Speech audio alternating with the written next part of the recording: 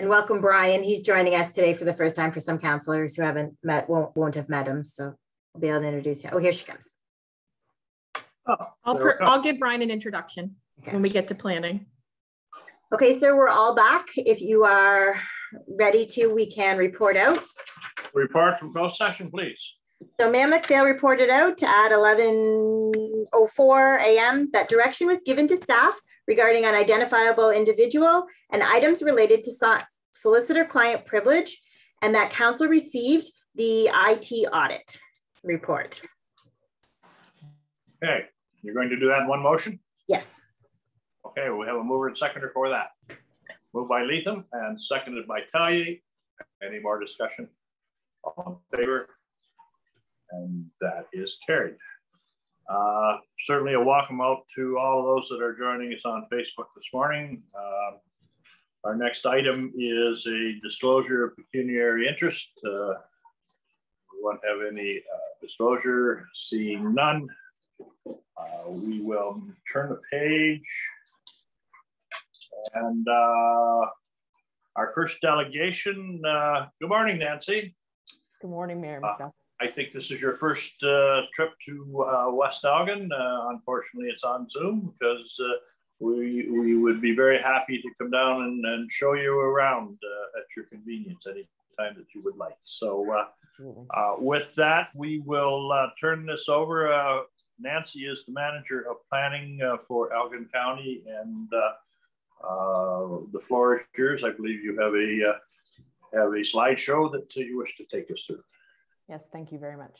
Through you, Your Worship, just before we get there, I just wanted to announce to all of the attendees that Ms. Posado is going to do her presentation. After that, if you have any questions regarding the official plan, we will open it up to the attendees. If you use the raise your hand function on Zoom, I will allow you to speak and ask your question of Ms. Posado, and that way you get some public participation. So now I'm going to share my screen with Ms. Posado's presentation. Thank you, Jana. No problem. Just give me 1 second here.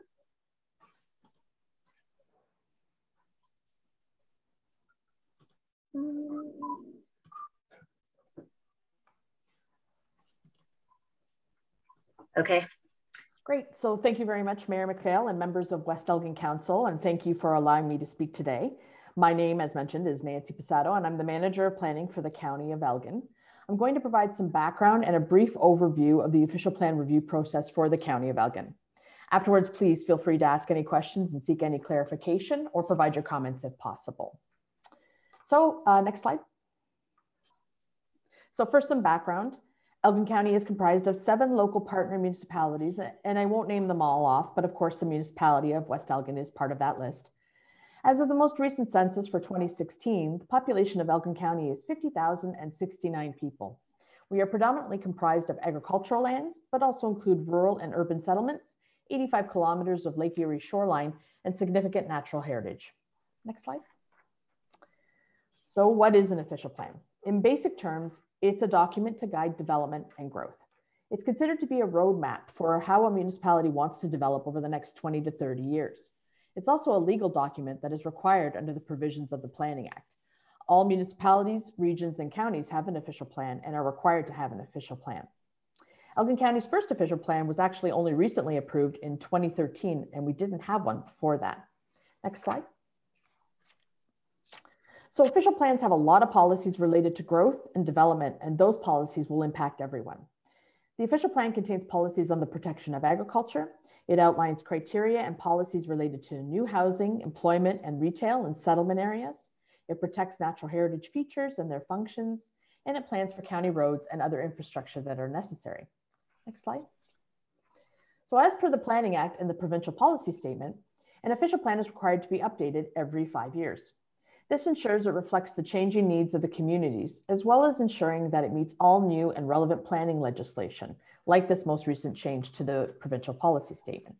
Next slide. So obviously these most recent changes to the provincial policy statement will necessitate some changes to our own official plan. But other more recent legislation and legislative changes over the last 8 years include other topics which may warrant a review, and again, possible changes to the official plan. So the county is undertaking a review of the population and employment projections and land needs assessment for the county and each of the local municipalities, which may result in settlement boundary expansions depending on the data we receive. There may be a review of the policies related to settlement expansions, including defining the term minor and looking at land swap considerations for the local municipalities. For development, full services are still the main consideration, with minor infilling and rounding out when partial services are available. There is also the potential for local municipalities to consider communal servicing as an option. Indigenous consultation, source water protection, and climate change impacts will all be important considerations. Recent legislation has made it mandatory for municipalities to permit secondary dwelling units, which will need to be reflected in our policies. The Elgin Natural Heritage Study was completed in 2019, and the county plans on hosting a public meeting on the study, which may result in policy changes or the adoption of a guideline document. Some clarification on the condominium types and requirements for each may be necessary. And a review of severance policies to ensure consistent criteria across all municipalities will likely be needed. But is there anything else? What are the strengths of the current official plan? What are the weaknesses? Are there any gaps? Are there opportunities to improve? And is the vision right? Next slide. So we are starting the review process, and we want people to connect with us and provide their comments on this very important first step. We have a dedicated web page, which will be the main landing site for all things official plan review. And we will regularly update it with any reports, presentations, and any other information that comes out. We will post our notices and let everyone know where we are at in the process. We also have an email address. People can call in with their comments and provide their comments through regular mail. We also have a survey available on our webpage, and we ask everyone to go to that webpage and complete it if they can. The deadline for receiving comments on the current official plan and the survey is April 15th at this point. The most important thing is getting the word out and connecting people with us. In terms of next steps, once the comment period is over, there will be a report to County Council on the issues and scoping of the official plan review process. From there, this will inform the scope of our study and identify any other meetings, public meetings, or open houses that might be needed. I thank you very much for your time today, and I really look forward to working with West Elgin Council on this important process. Thank you. Well, thank you, Nancy. I think as this is the beginning of this process for the Elgin plan in West Elgin, I think it's only fitting that we might as well start this right off. That we're very concerned what the public has to say. And do you have anything that anybody holding up their hand in our group that would like to ask a question? Not yet. I was just going to say, if anybody has, any of the participants have questions, the attendees have questions, now's the time to raise your hand and I can allow you to speak. Certainly in mind, I think this will be a year-long process, Nancy, so there will be lots of opportunity as we move forward. And I know that the county is going to do its utmost to make sure that this is as public a process as we possibly can make it. Absolutely. Thank you, Mayor McPhail. That's exactly what we're hoping, that people will engage with us throughout this year-long process. It won't accumulate until likely March 2022 before we're looking at an actual adoption of an official plan. So for the next year, we'll be reaching out to the public and getting lots of feedback and trying to find ways to engage in this pandemic, which is really tough because our normal ways of engaging are really limited now. But hopefully as things improve, we'll have better opportunities to consult and meet with the public. Cool. No one has a hand up there, Madam Clerk? One was just raised. Hold on one second and I'll allow David James got a question to ask. Go ahead, Mr. James. Oh, you are on mute, Mr. James.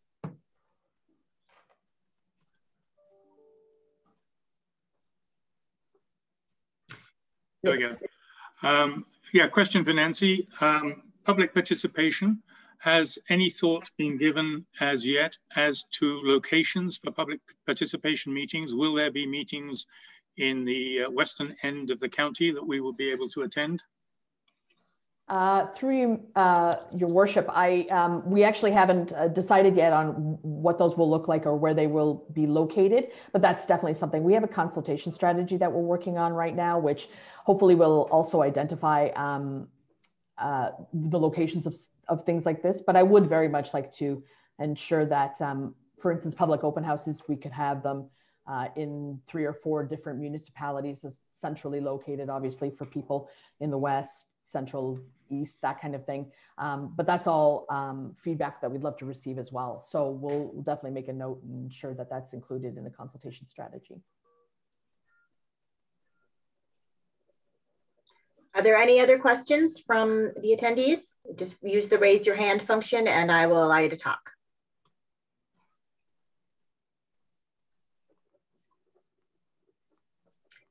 Sir, at this point, it doesn't appear to be. If you want to move on to council questions, and we can always.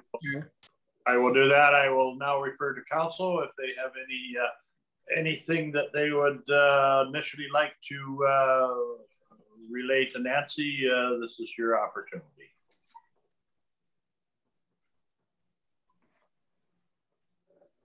Bonnie, please.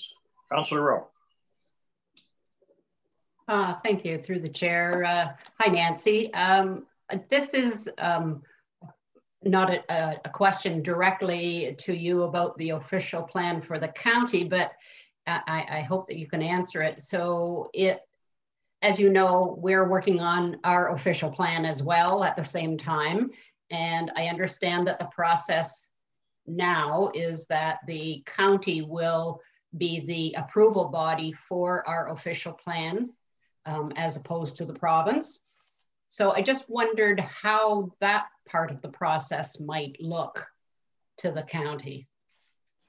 So through you, your worship, so I've actually had a couple of official plans that have now been submitted to me. Elmer and Dutton Dunwich have also submitted their official plan amendments related to their OP review process. So what we do is I take a look at it from the perspective of the recent changes to the PPS, all the most recent legislative changes that have occurred, and if that's being encompassed in their local official plan amendments, as well as the county. However, a few of these are unfortunately a little ahead of the process. So the county has not finished their official plan amendments at this time. So any of the local municipalities that finish an official plan amendment before the county OP is done, they'll likely have to go back and maybe do some housekeeping amendments depending on the direction of the official plan review and what ends up happening with those amendments. So if they're a little ahead of the process, that's what will happen. West Elgin, with any luck, it'll be timed very well with ours, but I'm not really sure because I don't know how long that process is and how long it will take at this time. But that's generally how we envision it to go. So you're, through the chair, your office will be the approval body on behalf of the county. Is that correct? Correct. That's correct. Yes, thanks. It will go, however, to council as well. So just so you're aware that I would make a staff recommendation based on, all of the previous things that I mentioned, such as the legislative changes, and then ultimately that would go to council for approval. Okay. County council, sorry. Which in all honesty is much better than the system that it used to be when the province was approving official plans. It took longer for the approval than it did to prepare the official plan. So certainly I think that the turnaround time hopefully will be much better at the county. Through your worship, yes, actually it's in the Planning Act that I have, I believe it's 120 days to review your official plan amendment. So ultimately when West Elgin submits, I have that 3 or 4 month turnaround time in order to actually provide either an adoption, a modification, or a refusal. And of course, hopefully never a refusal, but basically just, we have that time period in order to provide that. Any other questions for Nancy on this? I know that we'll, over the next year, have many opportunities to make comments as we move forward and we see how this unfolds. So, going looking around, I don't see any other hands up. Certainly, thank you very much, Nancy, and certainly on behalf of West Elgin, welcome to the County of Elgin as our planner, and we look forward to working with you. Appreciate it. Thank you, Mayor McPhail. Okay. Do we need a motion or anything? We have a recommendation. No, sir, we just received her presentation for information purposes. There's no need for a motion. She's not asking for any recommendations. Okay, very good. So we'll move on to the next order of business, which is a recommendation that the minutes of the council meeting on February 25th, 2021 be adopted as circulated and printed. Do we have a mover and seconder? Moved by Rowe, seconded by Tellier. Any more discussion? All in favor? And that is carried.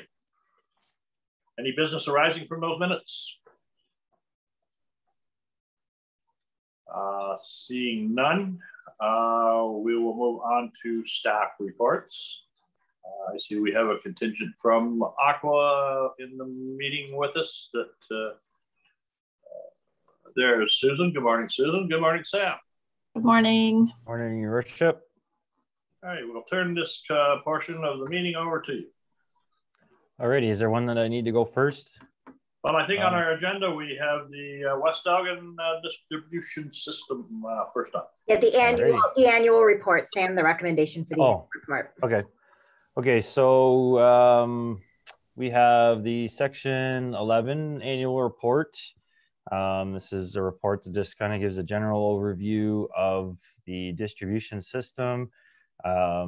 Gives you, a brief breakdown of the monetary expenses incurred. So we had some water main repairs, water main commissioning. We had some auto flusher repairs and hydrant repairs. Nothing too major there.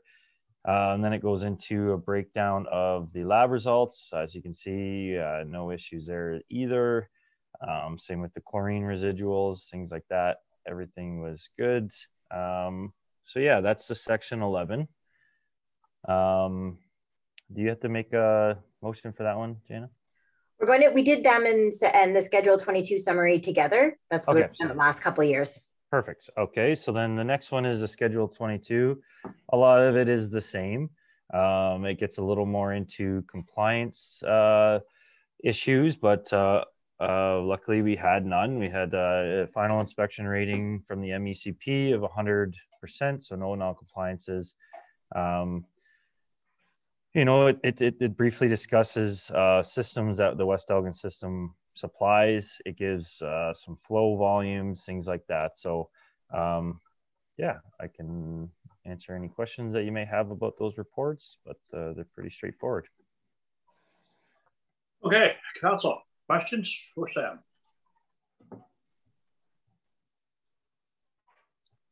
You definitely got 100% because there's no questions coming from Council. Susan, anything to add to that? Okay. You want to do that 9.11 recommendation? And yes, sir. We need to do that. They need it for their. Okay. We have a recommendation of West Elgin Council hereby receives the report from Sam Smith, Aqua RE 2020 Schedule 22 summary for the West Elgin distribution system, and that West Elgin hereby receives the 2020 annual report for the West Elgin distribution system as required under Section 11 of Ontario Regulation 17003. Mover and seconder for that. Moved by Leatham, seconded by Tellier. Any more discussion on that? Seeing none, all in favor? That is carried. Next item up is the Westborn Wastewater Treatment Plant 2020 fourth quarter report, Sam. Sir, you missed one. Now we're at the fourth quarter for the West Elgin distribution water system.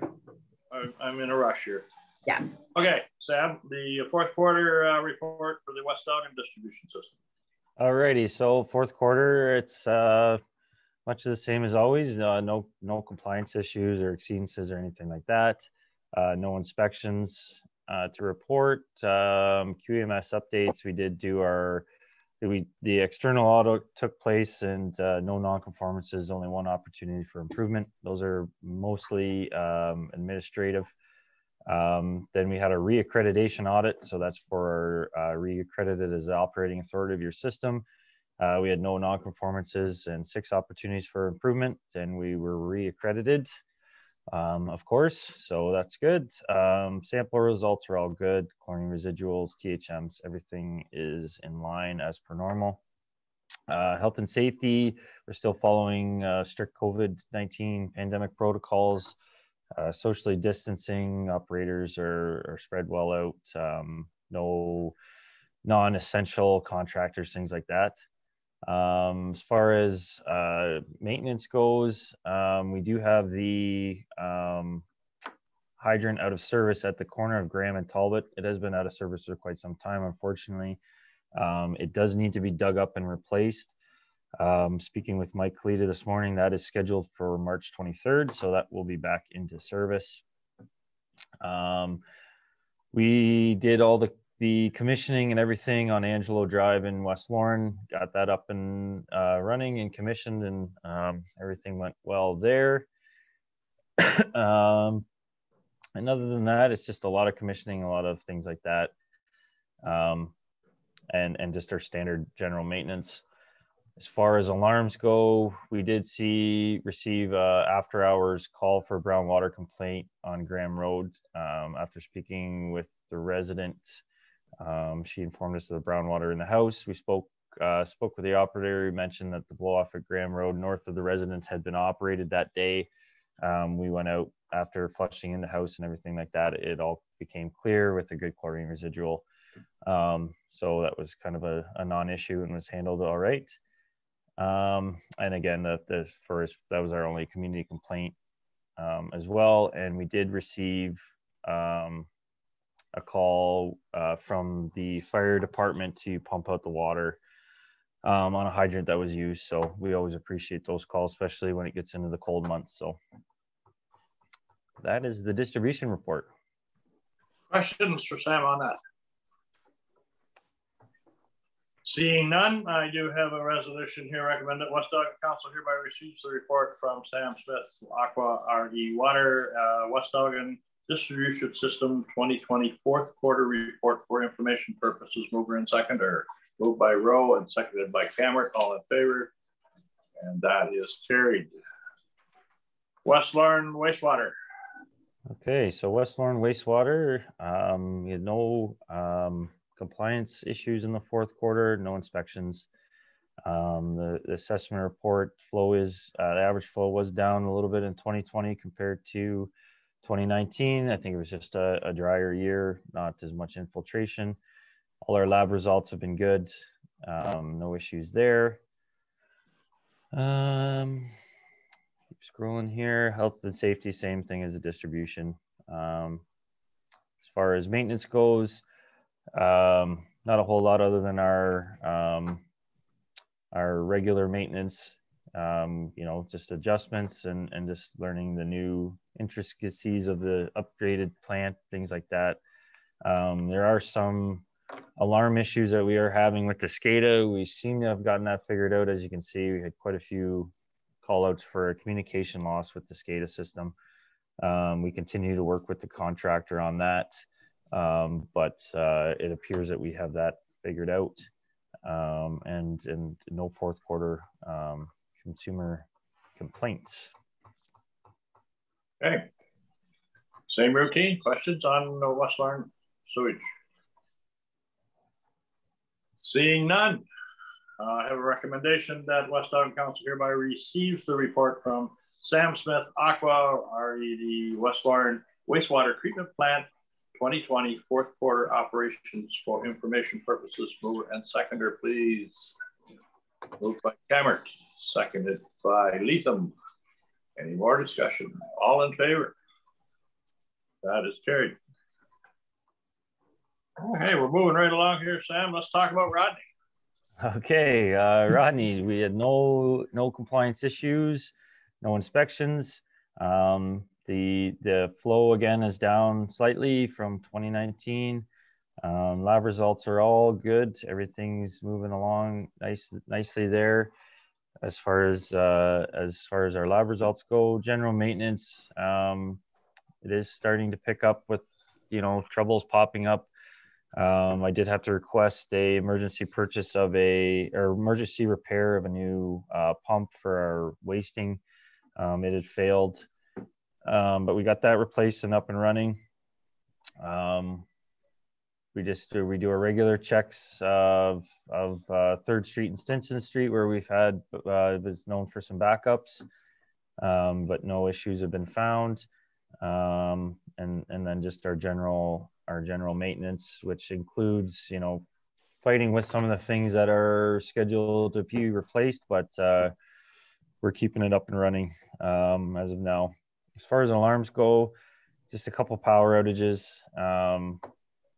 that you know, we can't get by that. The flow meter at one point we thought it was failed, but we were able to get it back powered up and running again, so there's no concerns there, and no community complaints. Okay. This upgrade that's coming will be welcomed, I think, all around. Yes, very much so. We're excited. Any questions from Counsel for Rodney Wastewater? Seeing none, a motion. I have a motion and recommendation that West Elgin Council hereby receives the report from Sam Smith Aqua regarding the Rodney Wastewater Treatment Plant 2020 fourth quarter operations for information purposes. Mover and seconder for that, please. Moved by Tellier and seconded by Rowe. Any more discussion? All in favor? Thank you. Okay, I guess just anything in general. How are we moving along with our upgrades? Yeah, so currently, Your Worship, we are in the final stages of reviewing a draft proposal that we are going to bring to your senior staff, and then hopefully eventually to council to project manage this large upgrade.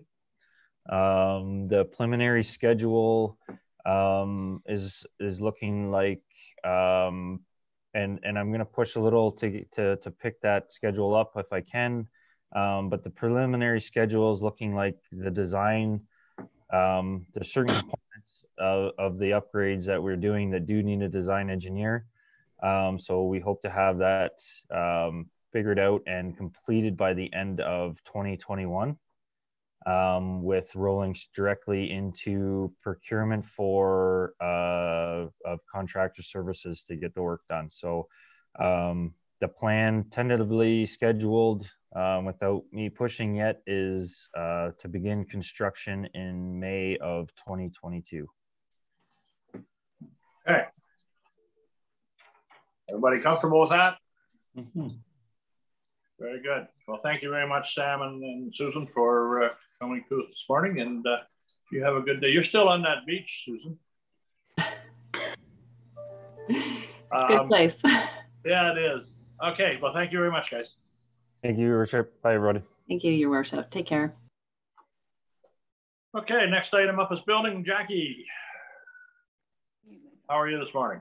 Good morning, Mayor and members of council. How are you? Pretty good. Pretty good. So yeah, I'm not sure if anyone has any questions with my report. We have a bit of a slow start to the year. However, there's been a few more permits submitted since the report, and I've been fielding lots of questions with regard to new home construction and garages and decks and pools and things like that. Very good. Well, the weather has changed. People are looking at the outside now. So yes. Any questions for Jackie? I don't see any at all, Jackie. With that, I do have a recommendation that West Elgin Council hereby receives the report from the Chief Building Inspector regarding building permit report for February 2021 for information purposes. Move and seconder. Moved by Leatham, seconded by Talia. All in favor? Carried. Next item up is our fire chief. He's unable to join us. So if you have any questions, you can either direct them through Magda or to the fire chief directly by email, because they're just basic information reports. I guess the only question that I had on the whole report is that we had 19, what's that, accident? I haven't got it in front of me because I don't have it. I think it was in his second report. Have you got the report in front of you? Year-to-date ones. Oh, that's year to date. Oh, okay. I misread that. I thought, holy moly, bad month last month. We had 19 extractions. That was all of 2020, sir. Okay. All right. Yeah, the full year. All right. everybody's good with the fact that, what are you laughing at, Bonnie? I am so sorry. My cat just walked right by. Yeah, that was cute. Yeah, I had a couple of questions. The summary for 2020, I wondered if there were stats for previous years that we could compare that to. So I guess maybe that's something that Fire Chief MacArthur can provide at his next report, but it would be interesting to me just comparing year over year if those stats are available. And the other thing I wondered about was the inspection of the Rodney Recreation Center, and it was noted there were deficiencies. You know, maybe Lee can address those in his report, but I just was curious about what those deficiencies were. Okay. You have that noted, do you, Jenna? Any other questions for Chief MacArthur? I believe he was on site at the with the Fire Marshal. In fact, I did get a text this morning. The Fire Marshal was back in Westborn looking at the fire. Sir, Councillor Cameron has her hand raised. I don't even see Councillor Cameron. Oh, there she is. Yep, go ahead, Angela, please. Through the chair, so just to elaborate on what Councillor Rowe was asking for, if we can get a timeline on when the deficiencies would be repaired at the rec building, as well as the specifications of what's wrong with the building. And I guess it kind of raises a question for me is, are there any other fire deficiencies in any other buildings that we're responsible for? So that's a question I'd like answered. Well, I think as it goes, as it should, I think that Chief MacArthur just cites the deficiencies. And again, I believe it's not the fire department's role to fix them. It's passed on to management of the building to do that. Am I safe saying that, Lee? Yes, that's correct, Mr. Mayor. That is the municipality's responsibility once the inspection has been completed. So you want to affected all our buildings? No, in speaking with the, this is a conversation that's been had with the fire chief, and obviously they are planning on hopefully going out and doing inspections in the community, and they felt that it would be a good idea to show, you know, to get our own house in order, I guess, so to speak, and do municipal buildings first, and then move forward with starting to roll out the public campaign. So we are doing one building at a time currently, and the recreation center was the one that we started with. Would you be able to share some of those deficiencies with us to kind of answer Councillor Rowe's question? Yeah, I'm just trying to bring it up here right now. In the meantime, I think through the chair, I think that's a great building to start with since we have tiny tots in there quite a bit. So to go through the other buildings would be great as well and know the timeline on that. So what I can share from that inspection is none of the items were listed as critical. The fire safety plan required updating. So our Parks and Recreation supervisor is working, Adam and Emily are currently working on updating that. The fire chief provided an excellent template that they just have to plug in the information. So that will have that corrected. We needed to have the occupant load for the front meeting room where Tiny Tots is. There is an occupancy load sign, which says how many people are allowed to be in there, but there was no sign listing the occupancy load for the large room, like the main hall area. So we're working with the building official to come up with that number so that we can have a sign made and have it posted. And there was some panic hardware. So the push style door openers, one of the utility doors at the far east end in the furnace HVAC room that leads to the outside did not have a panic bar on it. So they were looking in to make sure that that was required. That's not public space, that's not public area. So we're just confirming that that's required. And if so, we will get that put on. But otherwise, the inspection was good. Yeah, they're fairly small items that, but it's still a good thing to do that inventory and make sure that we're totally up to code on it. Typically, once the inspection is completed, which it was completed third week of February, unless there's anything critical found, we would have 90 days to make those required updates, and then get back to them to let them know that that's completed. So we will move on once the recreation center has been done. The plan is to continue with other public use buildings that are municipally owned, such as the complex in West Lorne and the arena. Very good. Any other questions that you council needs to pass on to the fire chief?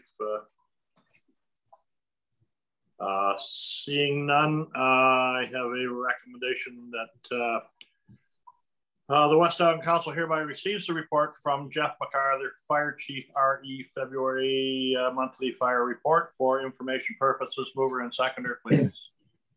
Moved by Rowe, seconded by Tellier. All in favor? And that is carried. Next recommendation, incident summary for 2020. Recommendation, West Elgin Council hereby receives a report from Jeff McArthur, Fire Chief, for information purposes. Mover and seconder for that. Moved by Leatham, seconded by Cameron. All in favor of that. And that is also carried. All right, next item up. Good morning, Tom. Welcome. Municipal Drains, you have a tender opening here for us to pass a resolution for. Yep, good morning. Can everybody hear me? Very good. Thank you. Welcome all, and it's nice to see you on TV. Hopefully soon we can see each other in person. The RBI drain tender closing was on the 4th of March. I reviewed all the tenders, and I recommend that we award the contract to the lowest bidder, McNally Excavating, in the amount of $38,646 plus applicable taxes. Any questions for Richard?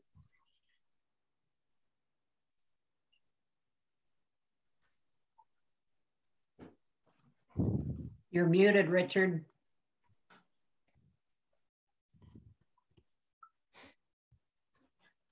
Please coming, Richard. Bruce not there this morning.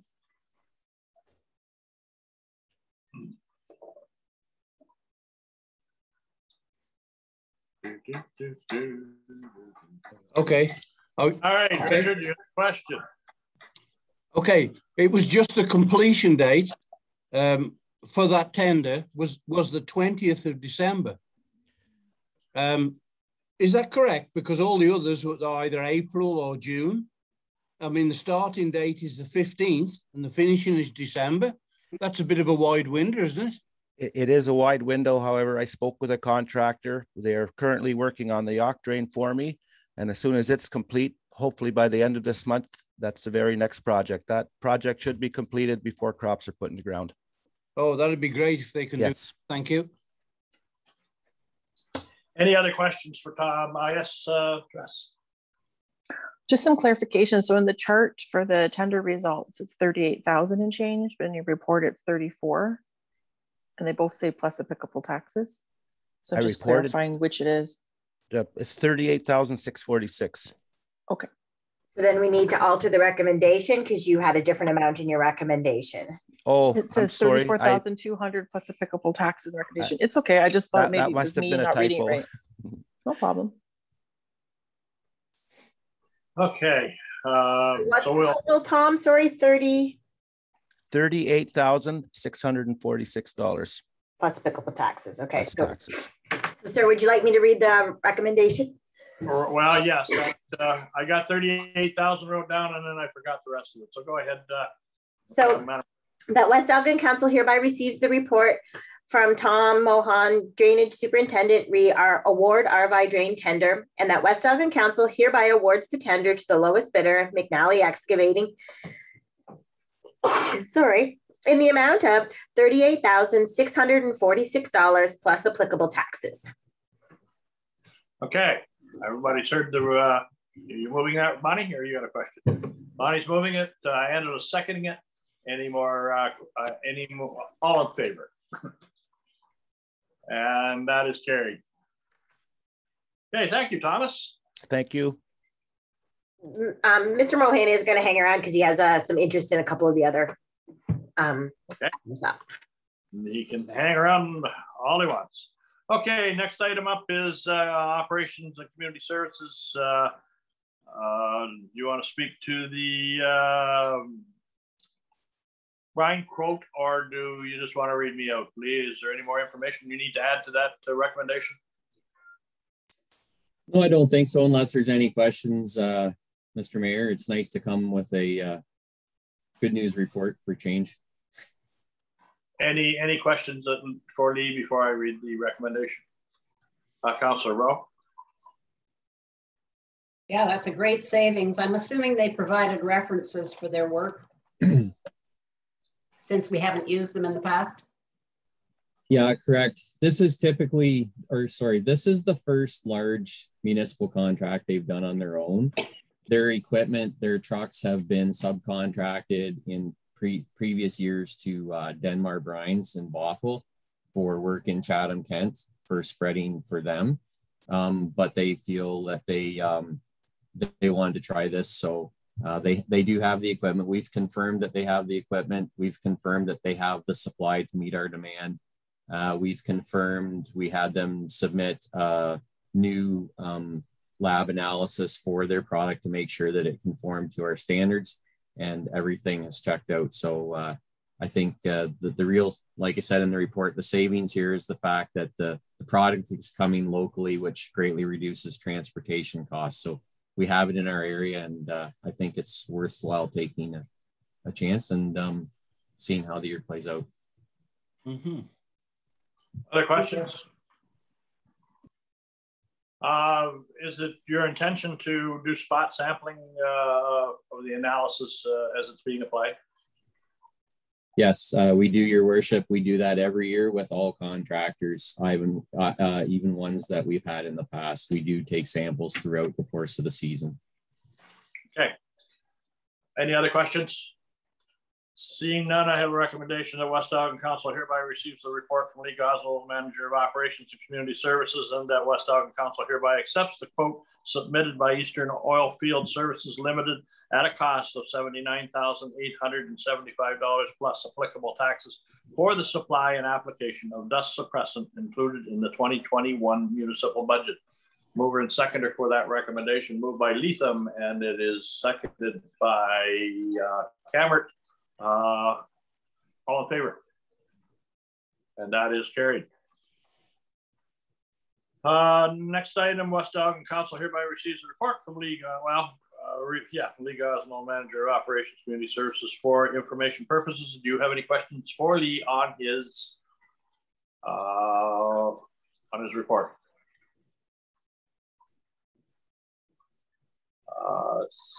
Seeing none. Just one question, Lee. Is there, my understanding is the tree work is going to start on Monday morning? Oh, yes. Okay, is an access going to be put into before that, or how is that going to work? It will be put in next week. The access? Correct. Yeah, so he can begin his work without that access? Correct. Yeah, okay. Yes, Bonnie. Yeah, I had a couple questions for Lee.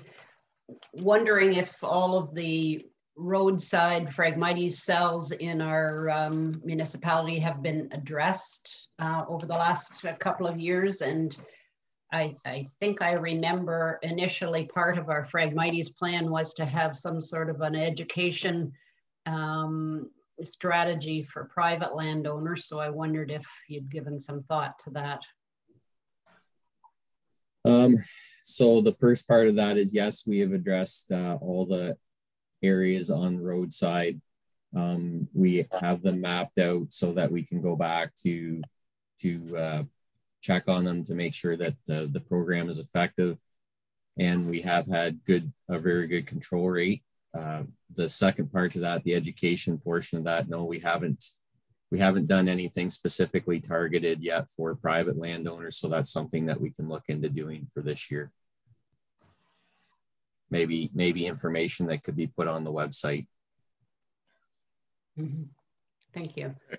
And the second question was, I went for a little walk down at the lake again, as I often do, and up the Port Glasgow Trailer Park stairs. And I wondered if there is a plan to tidy up that tree and brush mess at the stairway. It's quite an eyesore there. Yes, we do have a plan in place. It was just with the weather, that's not something that you want to be working on frozen ground. It would make it more treacherous than it will already be to do the work. So that's going to wait until it will be done before the park opens, but once the weather starts to turn in April, and we have our staff back at the park. Thank you. Any more questions? You've all heard the resolution. Do I have a mover and seconder for it? Moved by Rowe, seconded by Tellier. All in favor? And that is carried. Okay, Lee, educate us on spring weight restrictions. Yeah, through the chair. So this is actually just tidying up. We've always had the signs in West Elgin posted. We've always had this up. When we went back and looked for the bylaw to which that applies, we were unable to put our finger on that. So whether that was something that never got carried forward when amalgamation took place. So we just felt it was best to just start new and create this bylaw that covers our spring half load. So basically the half load season is just what it says. All roads we have the right as a municipality to put a weight restriction on for the spring season, which is meant to protect our road network which is very susceptible to when the frost is coming out over the course of March and April. So this is that's given under the Highway Traffic Act, and it's pretty standard across the province. So this just kind of makes sure that we have the bylaw in place to enforce that. Any questions on that? Again, I'm very disappointed in the fact that that exemptions are not been given to people delivering diesel fuel to farms or propane to farms. They are not required, not recognized as essential, and I think that's certainly an oversight on the province, because I like to be warm, and I think everybody else does too, that have to rely on someone delivering energy to your home. But that's a fight for another day. I do have a recommendation. The West Elgin Council hereby receives a report from Lee Gosnell, Manager of Operations and Community Services, regarding spring weight restrictions on municipal roads, and that the West Elgin Council adopt a bylaw to establish a reduced load restriction period on municipal roads in accordance with Section 122 of the Highway Traffic Act, as presented in the bylaw portion of the agenda. Do we have a mover and seconder for that recommendation? Moved by Cameron, seconded by Leatham. All in favor? And that is carried. Okay, Heather, is this really your last day? It is indeed, Your Worship. No, Friday. Friday's officially my last day, but this is my last council meeting. Well, again, certainly we wish you the best, and I know that we'll see you. We'll see you on the other side. Okay, with that, we have. What's the first one we're up to? Understanding the service hierarchy. Do you want to start by introducing Brian? Yes, absolutely. So council and staff, I'd like to introduce Brian Pierce. Brian Pierce is a registered professional planner with Canadian Institute of Planners with the Ontario Professional Planners Institute, and he's a member of the Canadian Institute of Planners. He's been a land use planner for almost 15 years. He has a wide variety of background in development, policy, and school board planning. He resides in Essex County, is my understanding. I'm quite confident from what I'm seeing from Brian over the last 2 weeks that West Elgin is in very capable, competent hands. Brian will do a very good job for West Elgin for our development applications, as well as moving our official plan forward over the next year. Okay, thank you. Brian, are you, just a question for you, Brian, now are you working for the county or just for West Elgin? I am a county employee that's engaged to provide planning services for West Elgin and Southwold, as Heather currently does today. Not hearing you very good. Sorry, let's try that again. Can you hear me now? Ah, that's better. Yeah, I'm employed by the county to provide lower tier planning services for West Elgin and Southwold Township. And you'll currently doing. And you'll be assisting Nancy also? The main focus is to provide lower tier planning support. If push comes to shove where there's needs to be some county help as well, we can work through that aspect as well. Okay, well, welcome to Elgin and certainly to West Elgin. Do you want to lead us through this discussion then, Heather? Sure. So the first report is the proposed servicing options report. It's just to provide council with some information in terms of the information that we received last week from a meeting that was held with Nancy Pissato as well as other planners across Elgin County. This meeting took place between the Ministry of Municipal Affairs and Housing and the Ministry of Environment and Climate Protection. We just felt it was important for council to be aware of this. This is based upon the new PPS 2020 and how we can service developments moving forward. Is there any questions on me and Brian and I's report? Yes, Councillor Rowe. If you could clarify how this is different from what was in place before, I guess would be my main question. What was different before, so under the previous version of the PPS, was that it was my understanding, now we didn't have any development proceed here in West Elgin, but it was my understanding that we were able to develop subdivisions on partial services. So for instance, municipal water, private septic, or private water, municipal sewer. So the difference now is that we are not allowed to develop subdivisions or multiple lots, so over 5 lots, for instance, on partial servicing. They need to proceed, first of all, by municipal water, municipal sewer. If that's not available, then we would have to proceed through, for instance, a partial municipal servicing and partial communal servicing. So for instance, municipal water and communal sewage treatment plant. Just to give you a bit of background, as we're aware, Seaside is a great example of communal servicing. So with that project, it's proposed to have municipal water service and communal sewage treatment plant. And actually the province did indicate that Seaside is pretty much the newest, most recent example of communal servicing that we have in this part of Southwestern Ontario.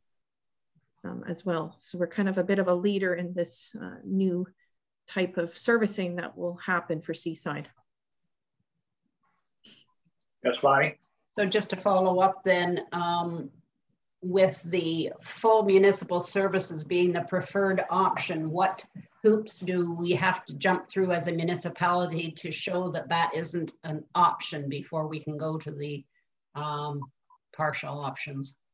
We have to demonstrate we don't have the services available. We would have to go through a municipal class EA process to kind of demonstrate, you know, if full services is not available, then we'd have to proceed through communal services. Now, municipal class EAs can be municipal led as well as developer led.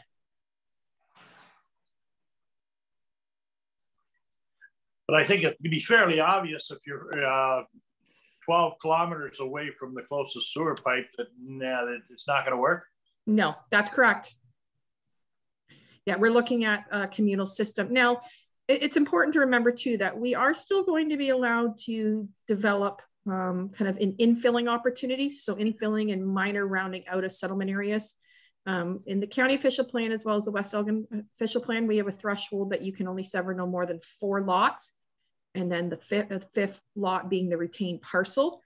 And this would still allow for some infilling opportunities for our lands that are designated like rural residential, for instance, and things like that. And that would well work into places like Eagle and Claflin. And correct. All communities. Yeah, we are not, so Eagle and Clackan, so we're in a bit of a different situation based upon other municipalities. And to be honest, I have huge sympathies for other communities in Elgin County, who I think this is going to be a very challenging thing to overcome for some communities. We're kind of fortunate in West Elgin in that we have 2 large urban settlement areas, that being Westborn and Rodney, that are fully serviced. Outside of that, we have Port Glasgow, which we already do have the Municipal Class EA approved communal sewage treatment plant for Seaside. And then outside of Port, and we don't have many opportunities outside of the Seaside lands to develop in Port Glasgow.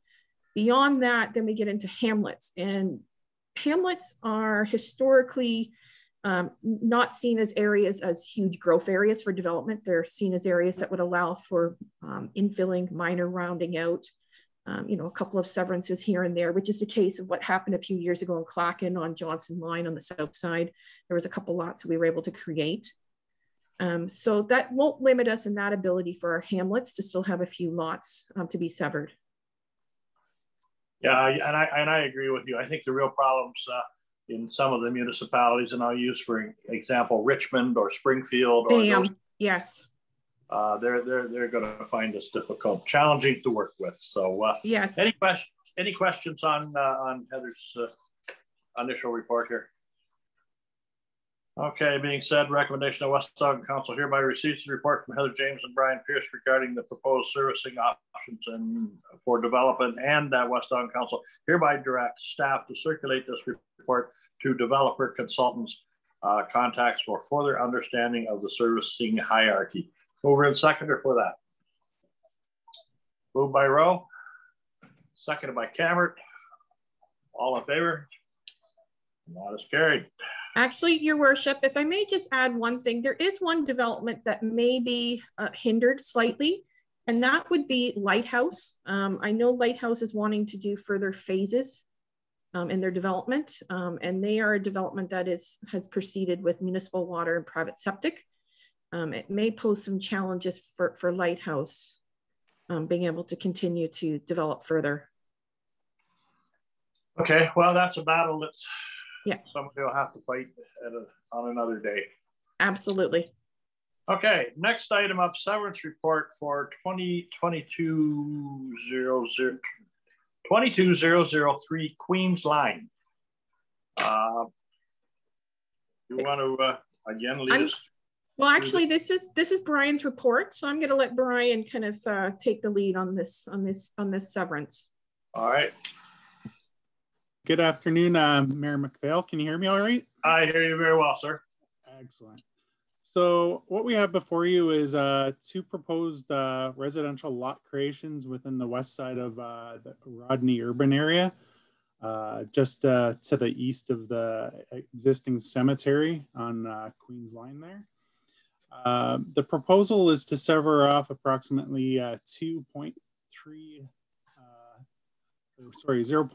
hectare or acre lots, approximately 20 by 200 feet in diameter in lot shape.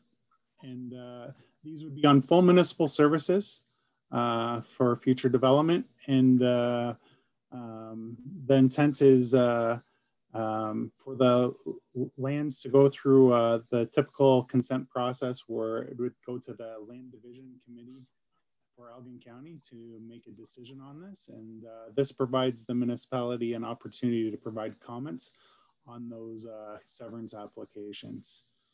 So we reviewed it against provincial policy, the Elgin County official plan, The local official plan calls for the lands to be residential because it's right on the urban fringe area of the Rodney settlement area. The zoning bylaw has a front portion of the land zoned R1 with the rear of the land zoned future residential. So the intent there would be to keep the zoning the same on that. But we'd have to ask for a specific condition to recognize the newly formed retained parcel because the zoning bylaw currently requires the lot frontage and the lot area to be as exists. So the proponents will have to go through a relief exercise through a minor variance process to solidify zoning bylaw compliance on the proposed retained lands. We consulted with our departments within West Elgin. We noted that it's going to be going through a reconstruction of Queensline. That's part of the urban area that's being reconstructed by the county of Elgin for those road networks. So that the owners are aware of that. From a drainage perspective, there's a Votros drain, which is a municipal drain running through the subject property. So as part of that process, we'd have to look at some rerouting of that municipal drain to achieve development of the severed parcels. As part of severing, they'd have to be reassess their proportionate share of the drainage scheme as well. So that's a typical conditions of consent that we'd look at. From a utilities perspective, as I mentioned to you, they front onto municipal water and sewer services. It would be on the applicant to fund the cost related to installing a water curb stop and the cost related to installing a sewer lateral to the property line for future connection when the lots would be developed upon a single detached dwelling. So those were built in as conditions of consent as well. So that said, there's a 3-part recommendation put before the council today for receiving the report and then authorizing comments to the county's division committee, offering support on E12 2021 and E13 2021, subject to revising the lot shape a little bit so that the retained parcel maintains a 20-meter width for future development opportunities of the retained parcel to go forward. So that said, there's quite a bit of detail in the report for council's background information and to provide to the proponents through the land division process. But if council has any questions, I'd be more than happy to answer it. Okay, start off with any questions for Brian. Yes, Bonnie. Yeah, just to clarify then, the retained portion would remain future residential then? That is correct. And that includes the front, the piece that fronts on the road as well as the whole large portion behind is all future residential? Actually no, that front, all of those lands in the front portion are zoned R1 already. It's just the back part of these lots are zoned future residential. Okay, gotcha. Yeah, it certainly, I think it's a prime opportunity to to have a couple of new homes built that municipal services are already there. So, you know, taking advantage of that, I think is probably a good way forward with this. Question to you, Madam Clerk. Do we just want to deal with the recommendation or is it necessary to read all the conditions? Everybody's read it. If you can just say the conditions below, they're all there. They just have to legally be on the paper, but otherwise, yes. So you know what you're voting. Yeah. All right, Mayor McPhail, if I may just say, as your planner for the last a little over 6 years, these are the first lots I've seen created in Rodney. So I'm quite excited about this, that we're finally going to have some new lots for Rodney and we can start kind of trying to move development forward in a positive manner. This is very good. Okay, Teresa, or Angela, you were first up there. Through the chair, so could there be further lots pulled out of this parcel regarding the back piece that's on it, like for future potential subdivision development? Yes, so the back portions of the lands that are zoned future residential do have the ability to be serviced with full services. Yes. I can't discuss much more, but I can say that that is kind of a vision for this parcel. I just understand if they pull these lots out of it, I wasn't sure under the provincial policy statement if it limited them going forward to do additional development based on the back piece. So that's, I see potential there. That's why I'm asking. Yeah, so Brian has requested a revision to ensure that the retained parcel, so the frontage onto Queensline is 66 feet wide, which would allow for a municipal road. Okay, perfect. Thank you. Is there anything further you wanted to add, Brian, on that? No, exactly. Heather explained it well. It would require a future planning application, a plan of subdivision or a condominium type application to further subdivide the parcel, the retained parcel. For the fact there's no road network in there, no infrastructure in there, all those things would be considered through an elaborate planning application, such as I mentioned. These lots front onto existing road, front onto existing services, so they allow for further lot creation while not impeding future development opportunities of the retained parcel. Great, thanks. Chris, you had a question? Through the chair, just welcome to Brian, and Heather, good luck on expanding your family. We know you'll be great. I just exactly what Councillor Cameron, that was basically the question I had for clarification. And so excited in my ward to see some sort of development possibly happening here. And the 1 year suggestion from the date that it's accepted is very reasonable in my mind.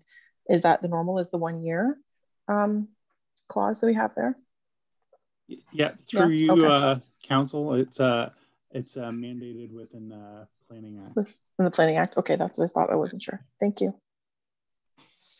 Okay, any other questions on the report? If not, I'll read the recommendation that West Elgin Council hereby receives the report from Heather James and Brian Pierce regarding the severance application file E1221 and E1321 22003 Queensline, and that West Elgin Council hereby recommends approval to the Land Division Committee of the County of Elgin for the severance application E1221, providing that the following conditions so noted below are adhered to or taken into consideration. Included. Included, yes. Again, we make recommendations, but Land Division has the ultimate say. So we have a mover and seconder for that recommendation. Moved by Tellier, seconded by Rowe. All in favor? That is carried. Okay. Well, we'll be following your progress closely, Heather. So okay. Thank you. Thank you very much. Yes. Oh, just one comment. Jana, did we pass the resolution for E13? They're both on that. Okay. Okay. Thank you. Yeah. We don't have a resolution for E13. It says it's combined. It's combined that file E1221 and E1213, and that they approve it. Oh, it does only say E1221. So let's amend. So this recommendation needs to be amended. Or would we like to add a new one that basically states the same? It's probably simpler if we add a new recommendation that file, the West Elgin Council hereby recommends approval of the Land Division Committee for the County of Elgin for the severance application file E1321, provided the following conditions are included, and they are listed below, partway down that recommendation. Okay, we have a mover and seconder for that. Tellier and Cameron, all in favor? And that's carried. I was wondering why there wasn't something for 13, but because it's farther down in the middle of the conditions. So we fixed it. All right. Bottom Thank you very much, guys. Thank you. Yep. I'll keep everyone informed. Thank you. Good. Next item up, tourism exemption for Retail Business Holidays Act. Sir, I just wondered if you'd be comfortable with jumping ahead, or if anyone had questions before we let Mr. Mohan. He was part of that drainage, but there's also a correspondence. I wasn't sure if council wanted his input on. Do we want to do that and let Mr. Mohan leave? We have consensus on that from everyone. Okay, Tom, if you want to go down to the correspondence from I don't know how to pronounce it either. It's 12.5. Toronto, I can do that. Drain installation resolution. Do you want to speak to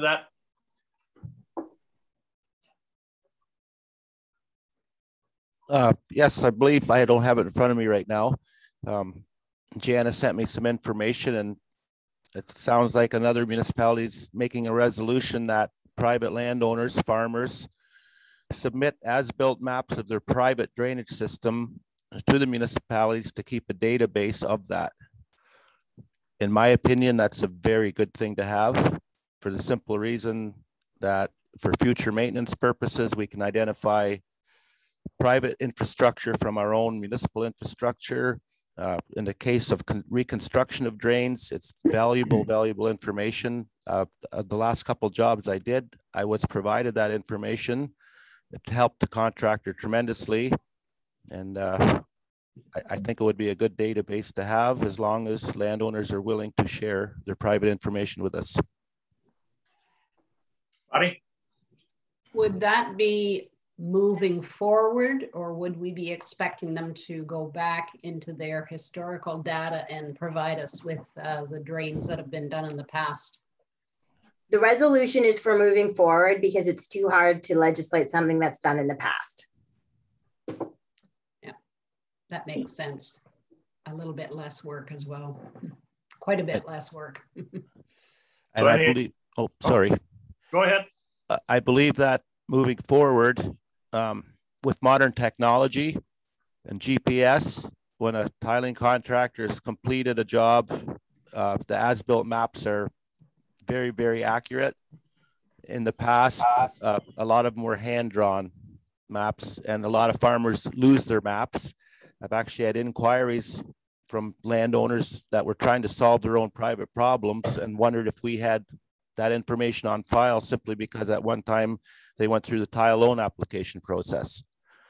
I couldn't find that information, but that was from 40 years ago.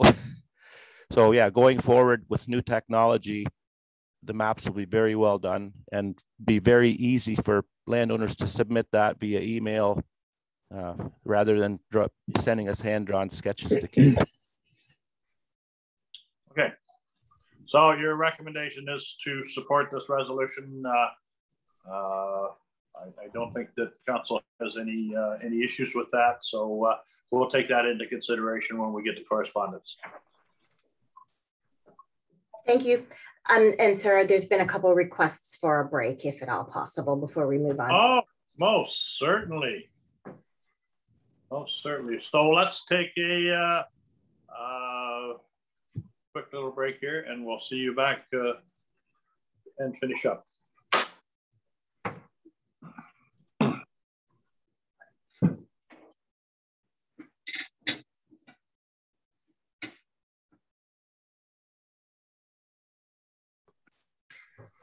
Sir, we're all back. That needs to be back right now. He's at her desk, so.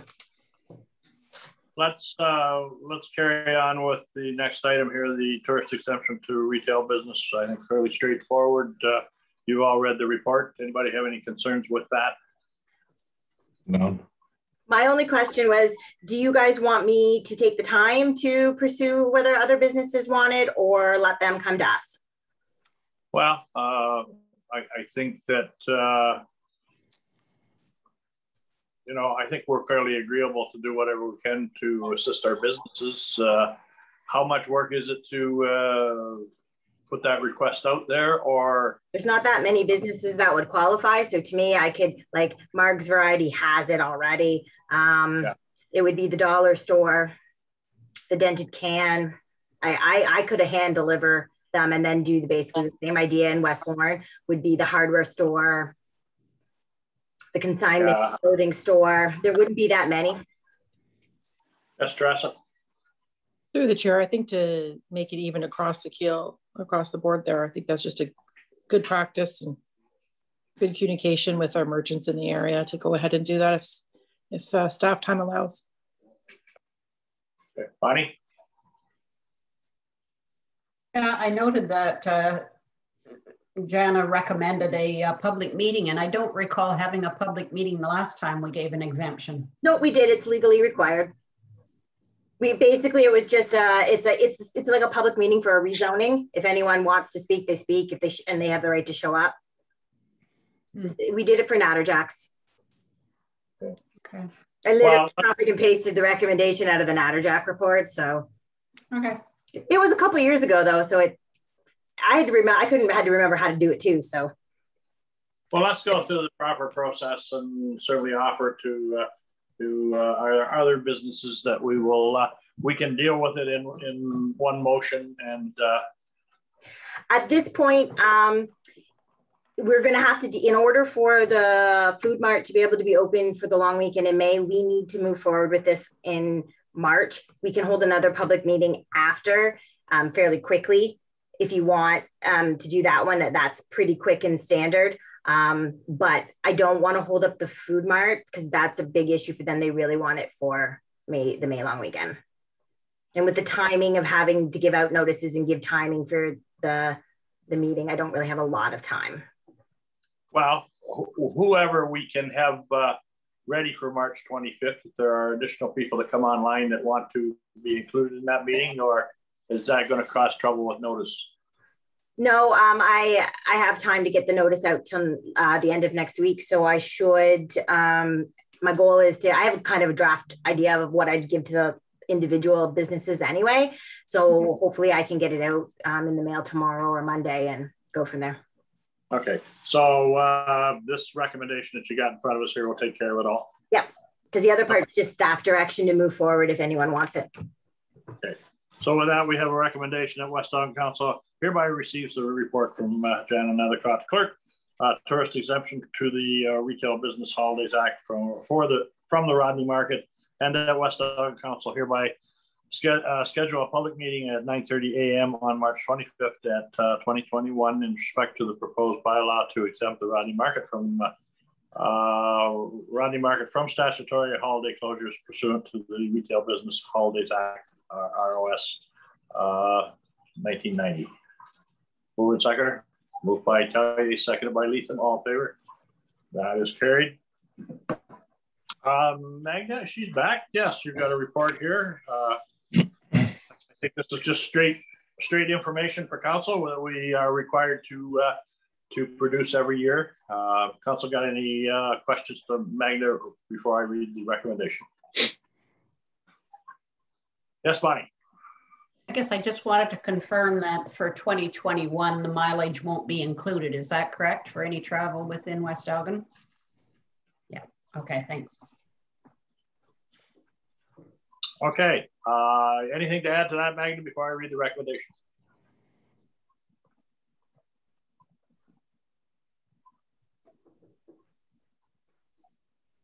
Do you have anything else to add to that, Magda, before I read the recommendation? Oh, I think.